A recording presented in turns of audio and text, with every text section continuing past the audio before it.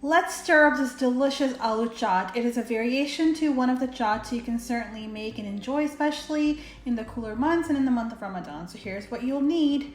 2 cups diced potatoes, half cup imli sauce tamarind, 1 diced tomato, 1 diced onion, 3 green chilies, half cup nimko, 1 teaspoon salt, 1 teaspoon cumin powder, 1 teaspoon black salt, 1 teaspoon chaat masala, 1 teaspoon garam masala, 1 teaspoon ketchup, 1 teaspoon red chillies, and for garnish you can also have some coriander. So let's get started.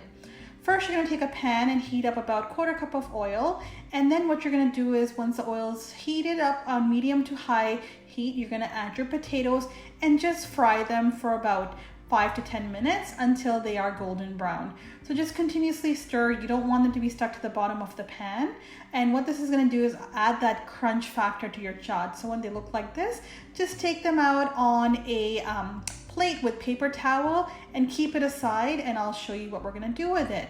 Now, this is such a nice crunch to it on the outside and soft on the inside. So first you're going to add all your dry spices, and what you're going to do is just toss the pan together so all the dry spices get stuck to the potatoes since they have the oil on them. Then you're going to add your other ingredients, so that's your onions, your tomatoes, and just stir it all really well. You can also add some of your imli chutney here, or do it later. I do it later on because I want to taste this first to see if the combination is perfect.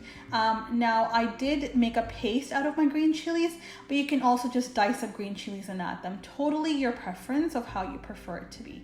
Now I'm going to be slowly adding my imli. I just put it in some water, and then I just let it sit aside for about an hour, and then it kind of made it into a bit of a paste. I'm going to mix it together, and then I might just serve it on the side because some people don't like it too tangy. I certainly do. And once you have it mixed together, that's pretty much all you need to do. And then add a little bit of nimko here and the rest of it on the top because you don't want it to get soggy. You want it to be more so there for the garnish. So I'm just adding a little bit here for presentation purposes and to make sure it's all kind of blended together. And this is how it looks. Honestly, this tastes so good. Definitely try it out. Here are the ingredients for you once again. If you have any questions, let me know in the comment section below. Thank you so much for watching. I really hope you enjoyed this video. Be sure to like, comment, and subscribe to my channel for more easy to follow recipes. Till next time, keep stirring it up.